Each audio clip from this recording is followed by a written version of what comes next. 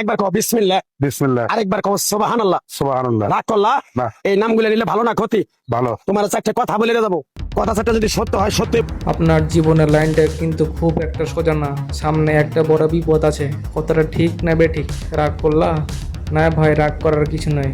গত কয়েকদিন ধরে ফেসবুক, ইউটিউব কিংবা টিকটকে যেখানেই যাচ্ছেন এই রাগ করলা ডায়লগ আপনার পিছু ছাড়ছে না, তাই তো? রীতিমতো মিম আর রিলসের বন্যা বয়ে যাচ্ছে। কিন্তু আপনি জানেন এই ভিডিওর পিছনে লুকিয়ে আছে একজন মানুষের 25 বছরের এক সংগ্রামের গল্প। চলুন আজকে সে ভিতরের গল্পটা জেনে নেওয়া যাক।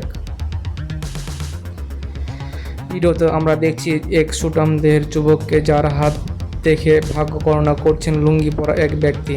তার প্রতিটা লাইনের পরেই চরম আত্মবিশ্বাসের সাথে বলছেন রাগ করলা। তার এই নাটকে কথা বলার ধরন এবং মানুষের মুহূর্তের প্রভাবিত করার কৌশলটি, ভঙ্গি নেটিজেনদের কাছে হাসির খোরাক হয়ে উঠেছে।